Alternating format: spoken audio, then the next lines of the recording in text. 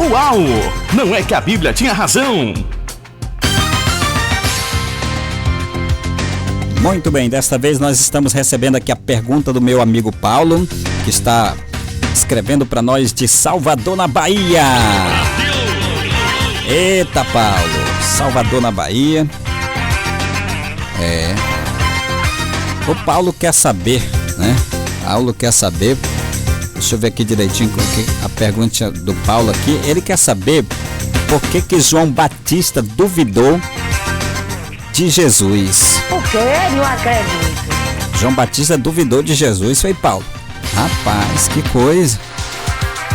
Deixa eu procurar aqui o texto. O Paulo quer saber se João Batista duvidou de Jesus. Ele afirma, na verdade, está perguntando por que João Batista duvidou de Jesus. Rapaz, duvidou mesmo. Então vamos procurar aqui o texto.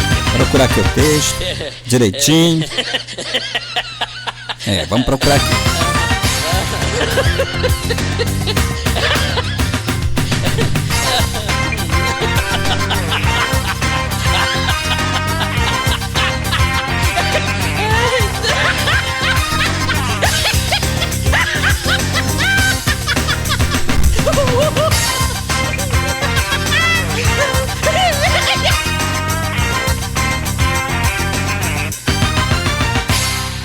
Muito bem, por que o João Batista duvidou de Jesus, né? Vamos lá, Paulo, vamos ver, procurando aqui o texto. Deixa eu ver aqui, deixa eu procurar o texto. Por que João Batista, né, duvidou que Jesus era o Messias? Olha, mesmo depois que ele batizou, né, depois que ele batizou a Jesus, é uma pergunta interessante, viu, Paulo? Uma pergunta interessante e a gente precisa responder, né? Porque o João Batista batizou Jesus e depois de uma grande perseguição ele já estava preso, então ele fez essa pergunta, né? Mandou fazer essa pergunta. E o Paulo está fazendo aqui a mesma pergunta, uma coisa que me causou bastante estranheza, pastor Samuel, que eu li o relato de João Batista mandando seus discípulos perguntarem se Jesus era o Messias ou se deveria esperar outro. Por quê? Não acredito. Se Jesus era o Messias, se deveria esperar outro. João Batista já havia batizado Jesus, né? Então a sua pergunta é muito interessante, Paulo, muito interessante mesmo, né? João Batista já havia batizado Jesus e ali aquela manifestação, né? Aquela manifestação, ele viu também quando a pomba desceu sobre a cabeça de Jesus, né? Então, de repente, causa estranheza, né? Dele demonstrar dúvida, né? Demonstrar dúvida. Então, um negócio que... Então, Paulo, meu amigo Paulo, a sua observação, ela é bem interessante. E ela vai nos dar aqui uma oportunidade de explicar esse detalhe, né? Um tanto estranho, né? Sobre a atitude de João, né? Que está assim meio que duvidando, né? De que Jesus era de fato o Messias. Então, qual foi o motivo, né? Qual foi o motivo? Por que João, né, Batista duvidou que Jesus era o Messias? Vamos lá. Primeiro, o texto aqui, Paulo, é um objeto de dúvida. Quando João ouviu no cárcere falar das obras de Cristo, mandou para os seus discípulos perguntar-lhe: és tu aquele que estava para vir ou havemos de esperar outro? Por quê? Não acredito. É bem complicado, né? Havemos de esperar outro. Está lá em Mateus capítulo 11, versículo 2. Vamos fazer aqui algumas observações, meu amigo Paulo, sobre o contexto. É preciso a gente ver o contexto, né? Porque tem gente que sai pegando o texto, não lê contexto, outro lê o texto, não lê o contexto, outro lê o contexto, não lê o texto, e aquela confusão terrível, né? Então, texto sem contexto vira pretexto, né? Texto sem contexto vira pretexto. Por quê? Não acredito. Pretexto. Entendeu? Então, aqui, Paulo, a voz está falhando. João Batista já estava preso. Já havia acontecido o batismo de Jesus, né? Narrado em Mateus 3. O ministério de Jesus já havia começado e as notícias sobre as grandezas feitas por Jesus começaram a correr por toda Israel. Por toda Israel. Iam-se correndo as notícias, as grandezas feitas por Jesus começaram a correr por toda a Israel, como narra Lucas, capítulo 4, versículo 37. E a sua fama corria por todos os lugares da circunvizinhança, né? Conforme Lucas, capítulo 4, versículo 37. Segundo Paulo, tudo isso aqui deve ter gerado assim, uma grande expectativa em João Batista, pois uma das grandes obras atribuídas ao Messias seria a de trazer liberdade aos cativos, liberdade aos que estavam presos, né? Aos que estavam presos. Então, o Espírito do Senhor Deus está sobre mim, porque o Senhor me ungiu para pregar boas novas aos quebrantados e enviou-me a curar os quebrantados de coração. A proclamar liberdade aos cativos, né? E a pôr em liberdade os algemados. Então isso aqui está lá em Isaías, Paulo. Isaías capítulo 61, versículo 1, falando sobre o Messias. Sendo assim, João Batista certamente não entendia porque ainda permanecia preso, perseguido, já que o Messias estava em cena. Vocês estão entendendo agora por que ele duvidou, né? Por que ele ainda estava preso se o Messias já estava atuando? Então isso causou uma dúvida, né? Causou dúvida. Por quê? Porque o Messias permite que eu permaneça aqui preso injustamente, se há essa profecia, né? Se há essa profecia, né? Se há esta palavra que fala sobre o Messias. Então essa dúvida certamente coava no coração de João Batista. Terceiro lugar, Paulo, chegamos aqui a uma primeira conclusão de que João Batista não está aqui sendo descrente. Não, ele não está sendo descrente de Jesus, né? Que ele não está sendo descrente de que Jesus era o Messias, como que tendo falta de fé. Não, João Batista aqui está buscando entender as atividades do Messias. O quê? Não acredito. Ele está buscando entender. Então será que existe algo que não compreendi bem? Ficou aquela dúvida. Será que eu não entendi bem a mensagem? Será que, né? Tem momento da nossa vida que a gente acha até que Deus nos abandonou, né? Que Deus não está conosco, que Deus não está nos ouvindo. É assim que acontece, né? Isso não quer dizer que a gente apostatou da fé, que a gente agora é descrente. Não. Então, João Batista ainda estava digerindo, né? Será que eu compreendi bem aqui essa mensagem? Esse poderia muito bem ter sido o pensamento de João. Então, ele aqui pede que os seus discípulos busquem esclarecimento diretamente com Jesus.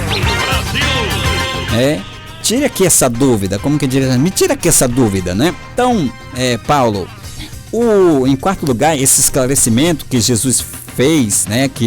De Jesus foi o seguinte: e Jesus respondendo, olha, vocês vão e digam a ele, né? Digam a João o que estáis ouvindo e vendo. Os cegos veem, os coxos andam, os leprosos são purificados, os surdos ouvem e os mortos são ressuscitados. E aos pobres está sendo pregado o evangelho. Entendeu? Então, aos pobres está sendo pregado o evangelho. Mateus 11, 4 ao 5. Então, observe aqui, Paulo, que na resposta de Jesus, ele trouxe à tona as obras que estava realizando. Estava realizando obras que eram claras, ligadas à ação do Messias no mundo, profetizadas no Velho Testamento, por exemplo, Isaías capítulo 35, versículos 5 e 6. O que Jesus quis mostrar aqui, Paulo, o que Jesus quis mostrar aqui para João Batista é que a agenda de Deus estava sendo cumprida, né? Estava sendo cumprida. Apesar de não estar sendo feita como João desejava, né? Como João desejava. Por quê?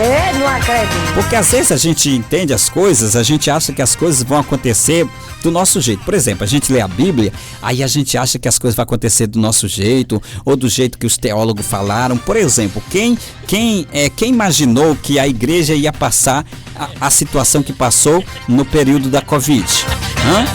Quem imaginou? Quem imaginou?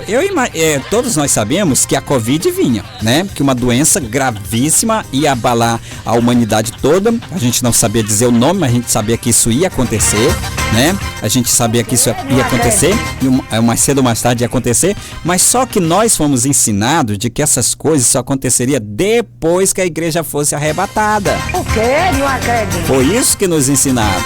E então, quando nós estávamos vivendo no meio da tormenta da Covid, morre um, morre outro e tal, e o Covid matando no balde, e neguinho com medo, correndo, né? E álcool gel pra cá, álcool gel pra lá, neguinho brigando em supermercado por causa de álcool gel, né? Armazenando aquela coisa toda.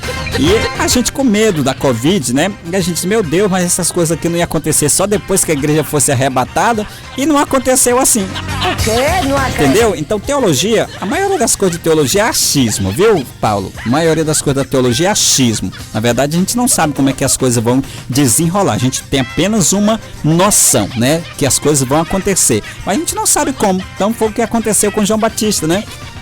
João Batista agora estava temeroso, né? Será que eu não entendi direito? Então, o que Jesus quis mostrar para João Batista é que a agenda de Deus estava sendo cumprida, mas não do jeito que ele queria, né? Apesar de não estar sendo feita como ele desejava, né?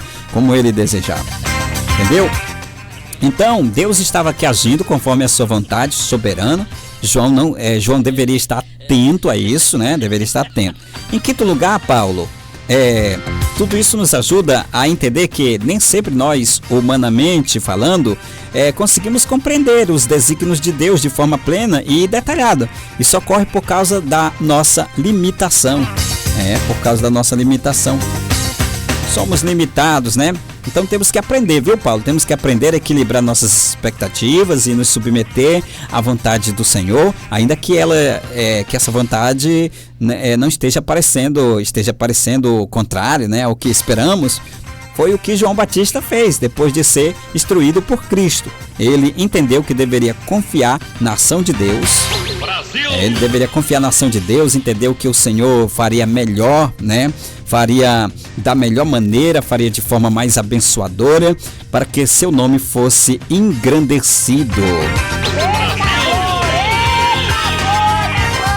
Portanto, meu amigo Paulo, talvez você seja como eu, né? Que li e reli a Bíblia e nada compreendi. Li, reli, nada compreendia. Então a palavra de Deus, ela é profunda, né? Ela é profunda. Eu sofri muito com isso, viu, Paulo? Sofri muito com isso, mas não desisti, né?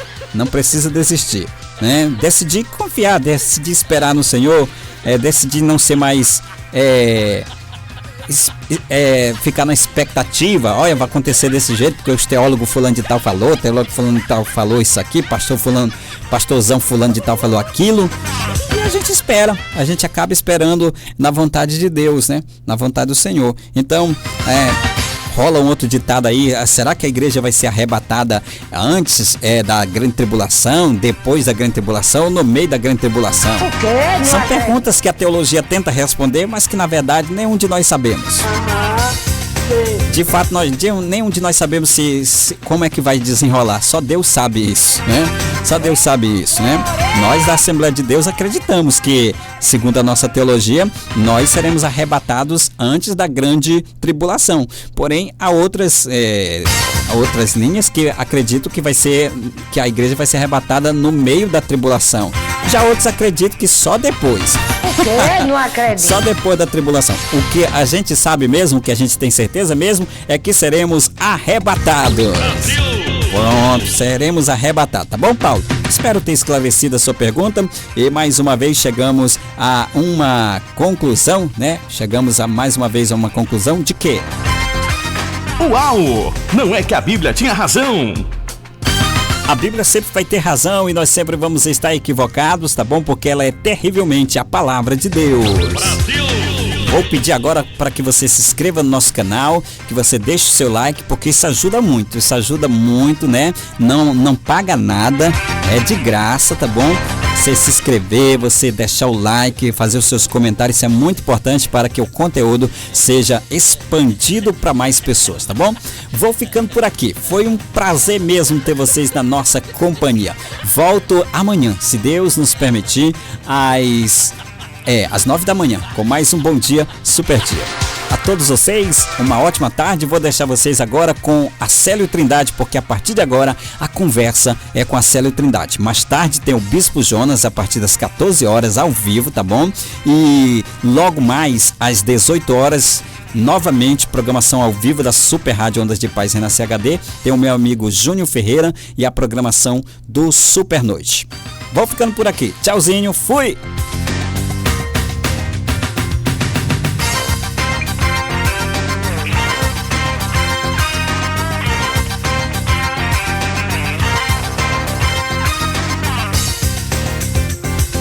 ZYC 357, 106,3. Rádio Ondas de Paz Renascer HD. Localizada na Avenida dos Africanos, número 20, São Luís, Maranhão. Telefone 98 987 31 36 96. Ondas de Paz Renascer HD. A rádio do momento.